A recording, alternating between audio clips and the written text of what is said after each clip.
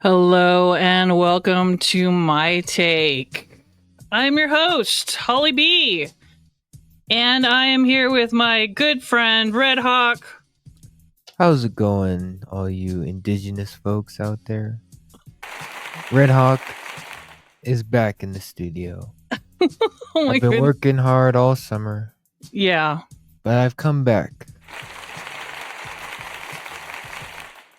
And I'm going to be making some new content for you guys, so keep an eye out. Oh, you're taking this time to plug your new podcast It's going to on be... my time. Just keep an eye out. That's all I'm going to say. Oh man, that was shameless, dude.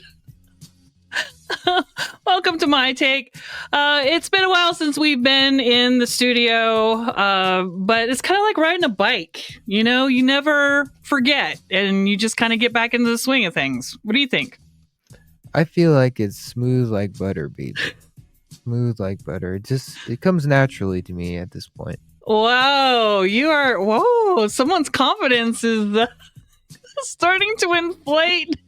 What have I created? Have I created a monster?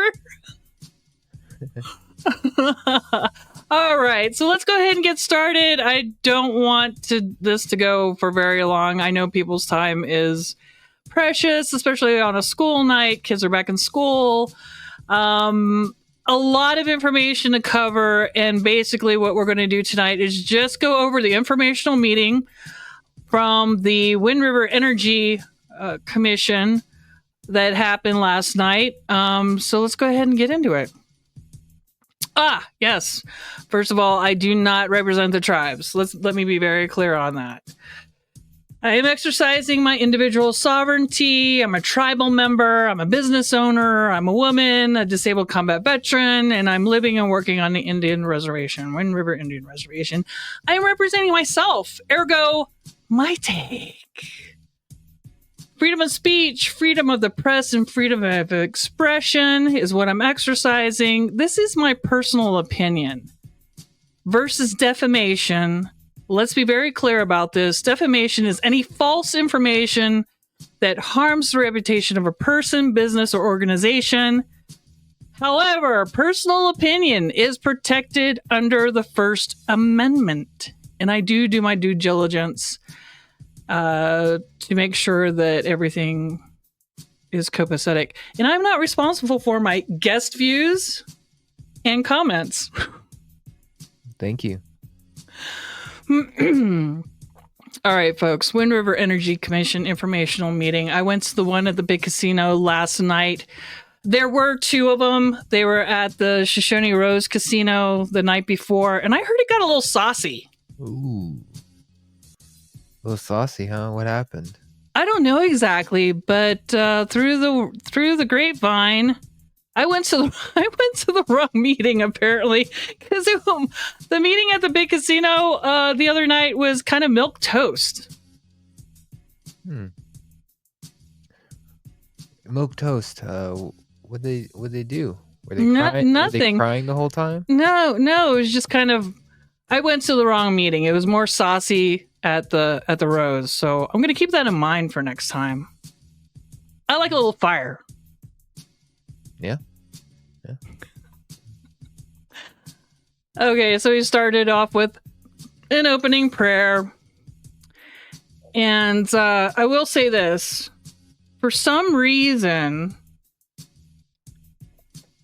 it did not start until like 6:30. It was scheduled to start at 6, and we didn't start until like 6:30, 6:40, 6:45, somewhere around there. And I had to sit and watch everybody kind of feed their face. And it was a little off-putting because they're 3-hour meetings, and it's during the week, during a school week. A lot of kids just started school. Nobody really wants to sit around for 3 hours. Yeah. So anyways, we got in there. And of course I was sitting in front of Mike Ute. And so I had to kind of sit there and watch him eat for like 30 minutes, feed his face. Anywho, started late, in my opinion. I mean, if you say you're going to start at 6, start at 6. Please respect people's time. My take. All right, so it started off with an introduction. There were 3 young people as you walked in and signed in, kind of checking your ID.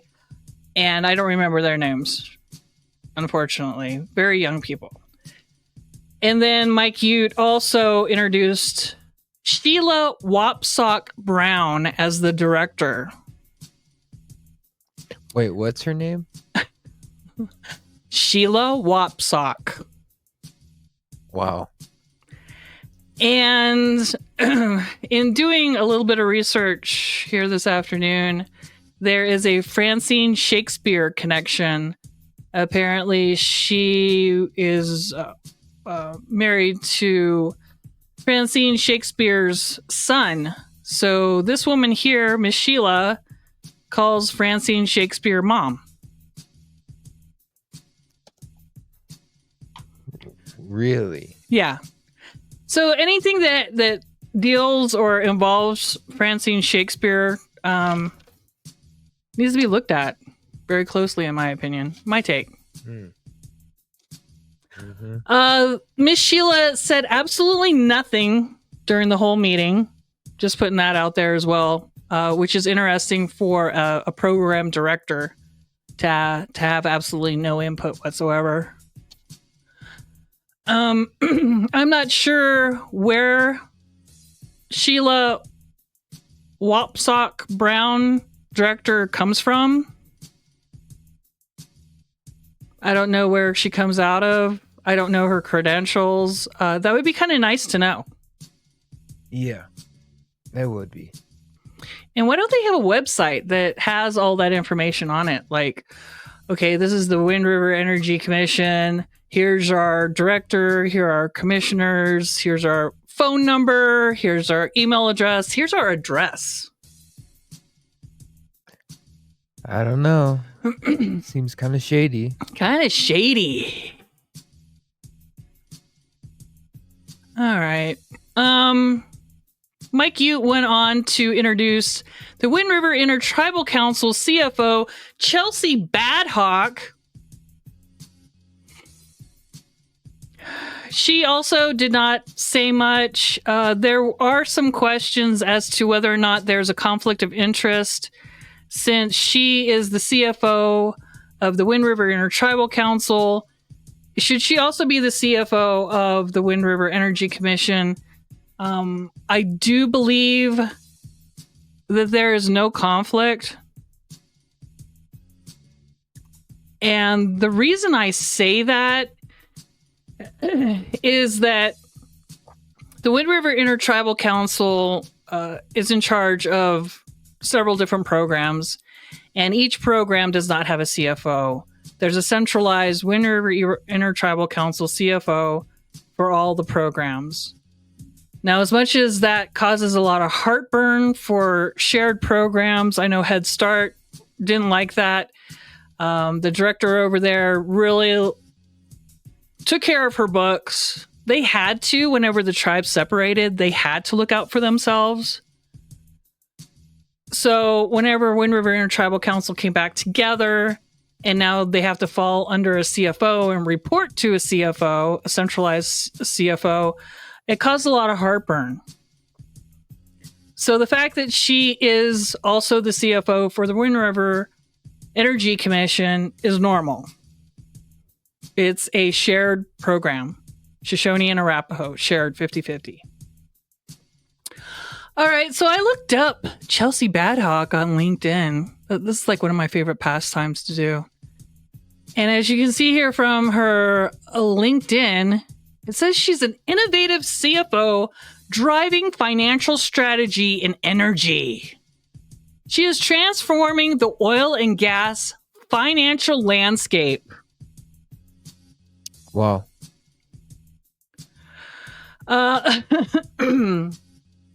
Okay, this is what she's putting out there as like her calling card.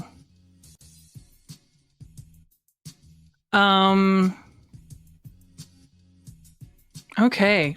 This is Chelsea Badhawk. I know Chelsea from the times she worked in the courts. She didn't get along with the girls there. She left that position because she didn't want to deal with the public. Then during COVID, there were some people saying, oh, yeah, we know this girl. She'd be really great to be security here with COVID security for the building. And so I said, okay, well, let me give her a call. And they were saying, oh, yeah, her name is Shay, and she's a veteran, and she'll do a really good job at it, and she'd like to come here and work. I'm like, okay, Shay. Shay, come on in for an interview, right? Because I trust the people that I work with, right? Yeah. So Shay comes in, and she's in an interview room, and I walk in, and I'm there like, Chelsea. It's Chelsea. You're not Shay. Who's Shay? Yeah. People do that. And they're like, Chelsea, why do you want to be a security? You're going to be around people. And I thought you had an issue with that. Yeah. So I didn't say this to anybody, of course, at the time, but I am entitled to my own personal opinion. I call her Shady Shay. Wow. No. Chelsea Badhawk. Oh, you mean Shady Shay. Yes. Shady Shay is your CFO, folks.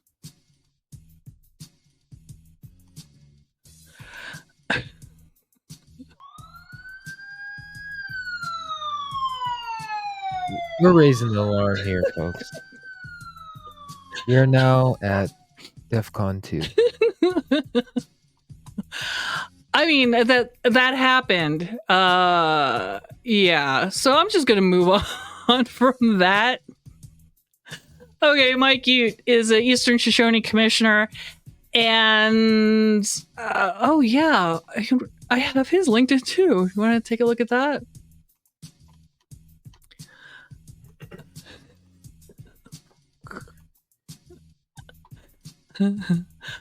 Let's see here. Remove that. And okay, this is what Mr. Michael Ute is putting out on his LinkedIn. Okay, he says here that he's a student at the University of Wyoming and that he's located out of Laramie. So, folks, you have a energy commissioner who not only, is going to school full time, he's in a different town. Wow.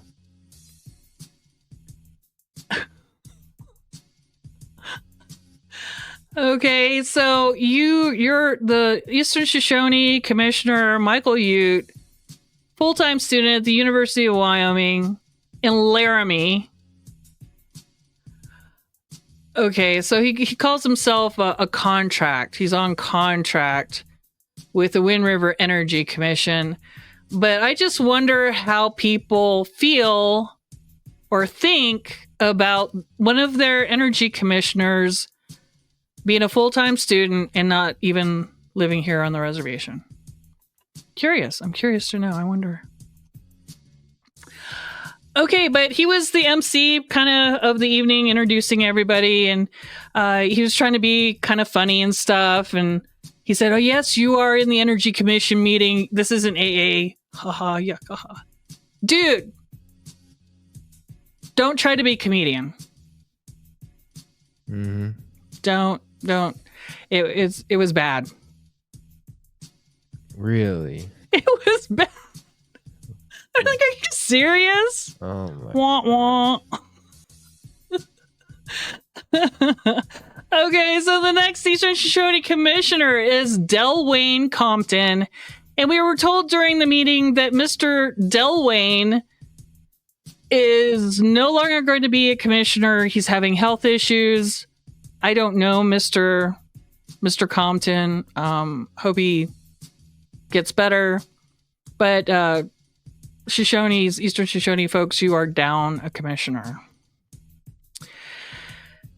Next up was Milton Trosper. He is a Northern Arapaho commissioner. I couldn't find a picture for Mr. Milton Trosper.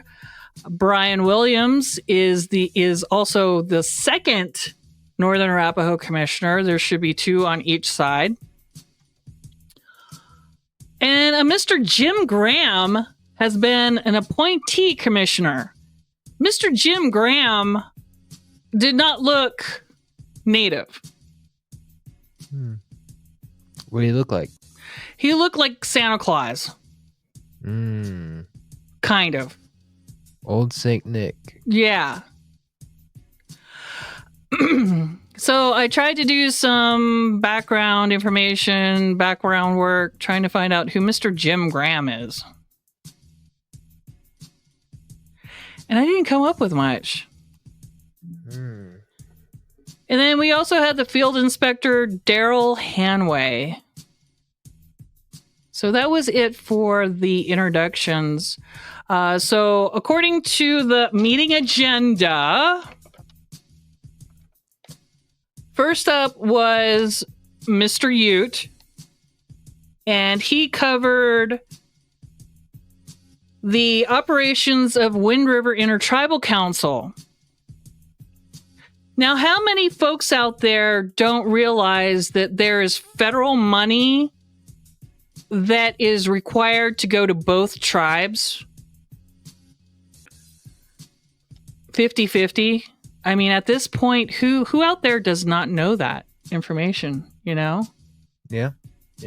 There's federal money that is not specifically for Shoshone tribe. It's not specifically for the Arapaho tribe. It's for us together, the Wind River Indian Reservation.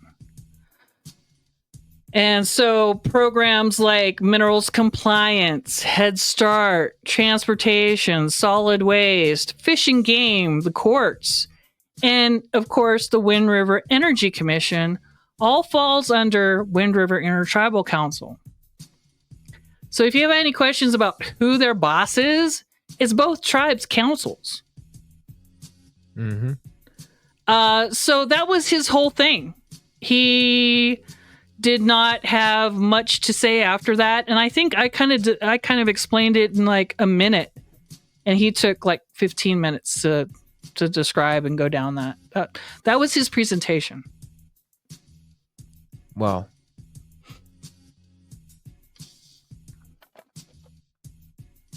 I don't know. It was just kind of showing his incompetence.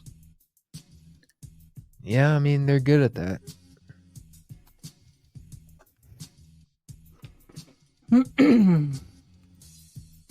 All right. Next up on the meeting agenda was Milton Trosper. His topic was oil prices and projections, where we are headed. So he went over the different areas, our different oil interests, and we have Sheldon Dome. And Sheldon Dome has good quality oil coming out of it, but it's low output. Steamboat Butte and Circle Ridge have good output, but low quality. The oil coming out of Steamboat Butte and Circle Ridge is considered sour crude. But Mr. Trosper says that those two oil interests, those two oil areas, are the bread and butter. Whenever you get your Circle Ridge oil check, that's the bread and butter of that check. Really? Yes. He said that Roloff Lake has medium quality, but it has low output.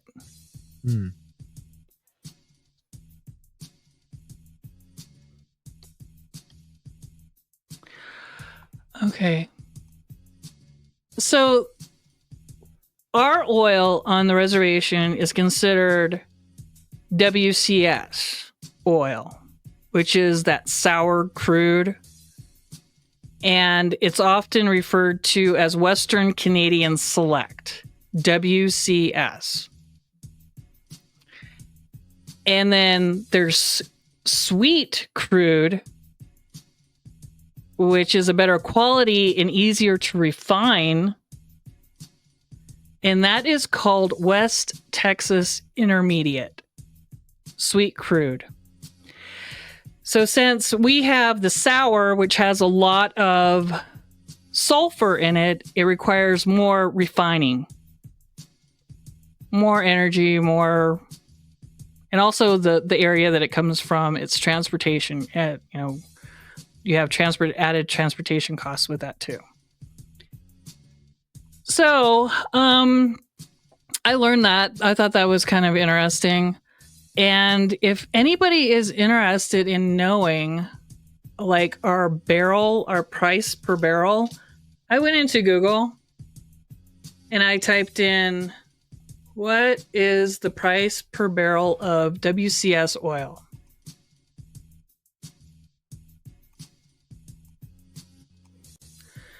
And, AI, it's kind of scary. You can ask it a lot of things, but here we go. Western Canadian Select WCS crude oil, and here it is. It's approximately $51.31 US dollar per barrel as of August 28th. So if anybody wants to know how much we're getting per barrel for our sour crude WCS oil, you can go online and look it up anytime.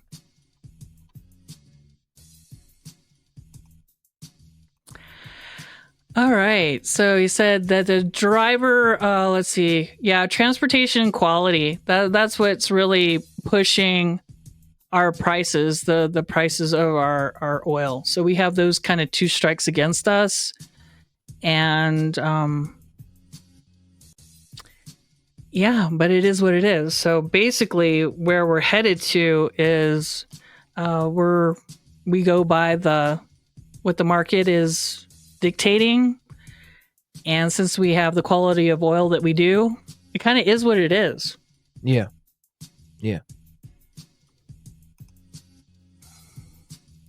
Okay, so next up was Brian Williams. And this is good news. This is good news. Where's my applause? So Brian Williams got up and he went over the Red Butte pipeline. And he told the group that Milton led the effort to get our oil ops out of trespass from the BIA. After 10 months of negotiating, the pipeline is projected to be operational September 8th. Drill, baby, drill. What does this mean? The last meeting that we went to, informational meeting, they informed us that it was costing us $8,000 a day to truck our oil out. Now with this Red Butte pipeline, that cost is going to be definitely mitigated. So this is exciting. It'll be exciting to see what kind of revenue taking that expense out of the equation leaves us with. It's exciting. That was good news.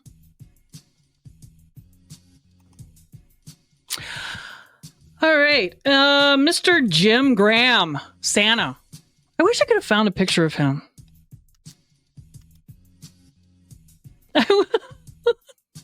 You just have, he's a little old white dude. Anyways, he went over basically a 101 type of briefing as to what a non-productive well analysis is. And it's basically looking at your well that is not in operation and making an assessment of it. What is it going to cost to get it fixed? As compared to how many barrels of oil it can produce. And it's my understanding that these wells have a history, or they can figure out approximately how many barrels of oil a well can produce. So they plug that into an equation. They find out what's wrong with the well, depending on how much money it's going to costs to get it back online, it could be anywhere from $5,000 to $135,000. So kind of just like making an assessment of, okay, well, if we did get this up, is the investment going to be is the juice going to be worth the squeeze? Yeah. And so he basically went over, that kind of analysis. That's what he's been doing. That's what he's been working with the office, I guess the director about. He also went over lift costs. And there was a mathematical equation for that as well. It's like the total production expenses divided by the volume of oil produced. And he talked like Santa knew oil. Yeah, he knew oil, huh? Santa knew what he was talking about. So I don't know where he's from. I'm very curious if anybody out there knows where Oil Santa comes from. Drop me a line. And then he said something like well work is separate. I don't know that he went into a lot of detail about what well work is, but apparently that's another part of the non-productive well analysis. All right. Finally we had Daryl Hanway get up and he talked to us. He's a field inspector and he went over the EPA requirements, which was kind of interesting. I did learn some stuff. Okay, so according to Mr. Hanway, we are in this zone 8. Let's see if I can bring this up. Okay, I had a picture of it. Oh, okay. So we are in Region 8, EPA Region 8 Tribal Affairs Branch. That's what we fall under. And here we are. This is like a little map of it. Montana, Wyoming, Utah, Colorado, South Dakota. So this is our Region 8. And all of this is on the EPA website. It calls it a Tribal Affairs Branch. Now, the person who is in charge of this is a woman by the name of Kimberly Verilek. Now, what's interesting about Kimberly is that, and this is some information, I didn't find her on LinkedIn, but she is an Eastern Shoshone tribal member who currently lives in Denver, Colorado, and she serves as a Tribal Affairs Branch Manager within the Environmental Protection Agency of Region 8. So, I mean, we have an Eastern Shoshone tribal member in the EPA in charge of Region 8. Region 8. I thought that was kind of cool. Yeah.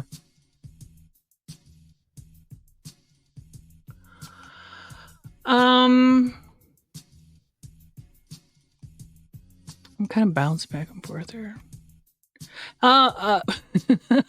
My show. So yeah, this is the only picture I could find of Kimberly. Really? You would think there would be like a professional, like her in a business suit or something. Yeah, I don't know what's going on in that picture. I don't know. She's listening to my podcast. Yeah. Okay, so she is Eastern Shoshone, and he made it. Mr. Hanway made it very clear that the EPA will strive to work with tribes who are out of compliance before taking enforcing disciplinary action. So the more they communicate with the EPA, I think the better. I mean, you can't ask for a better scenario. Yeah. In my opinion, in my take. All right, finally, He did say something about permits. And so, just as a caveat, because it was put out there, the Wyoming NPDES permits are all kept there at the Wind River Energy Commission. They are the keepers of these permits, EPA permits. I believe there's also underground injection. There's no fracking involved with us and how we get our oil out of the ground. They inject water and into the drill, into the area, and that's how it's a very touchy, and you have to monitor it, how much water goes in, so you don't start fracking. But this permit for this type of extraction is also held at the Wind River Energy Commission. All right. Woo! It was a lot. It was a lot. 3-hour meetings are tough. And then the slides too, they had like this kind of long transition. It was like a sparkly explosion or something between every slide. So whenever they go to their next slide, we'd have to watch this like long, drawn out, sparkly explosion for the next. Cut that out. Yeah. Like, can we keep this thing moving along? Oh my gosh. Okay, I want to make sure that I covered everything. Oh, I did touch on, just wanted to be clear that minerals compliance, those are the folks that manage and monitor. We still have leased resources out there. So that is where our per capita checks come from. The BIA per capita check, the big whopping $10 a month you get, that is minerals compliance. And that is also a Wind River Intertribal Council shared program. Yeah. And the thing about that is, where's all that money going?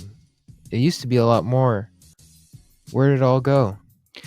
I mean, minerals compliance, whenever I worked there, I was not impressed with our operation. I think they have one person who he's an eccentric bean counter, and he's like the only person I ever really saw working in minerals compliance. I don't know. I mean, it is what it is. I don't want to get too much into the weeds about it. I wasn't impressed with minerals compliance. There, boom. My take.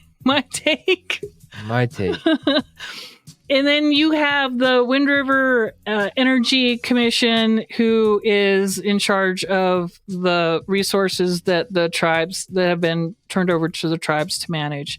And that is your oil check. Now, here's an interesting thing. And I just found this out yesterday. Some people have been looking for their oil checks. You know, kids are going back to school. Kids need, clothes and book bags and supplies, right? They need the markers. They need some glue. Crayons. They need a little juice box. Of course. Anyways, people, could use that oil money, and they haven't gotten their checks. And a friend of mine checked into her oil money check, and here it was given to tribal housing. And she has kids. She has like young kids. Really? Yeah. Just like they were taking, what was it, $50 out of oil checks to pay off little win loans or something. And some people were there like, I don't even have a little win loan. That's shady. It is. They need to leave the checks alone, and let people manage their own money. I mean, you don't know what's going on in their lives. Maybe they had something else budgeted to cover that, you know? And now you just kind of like screwed up their... Yeah. It's their money. And if you take it without asking, that's stealing. Ooh.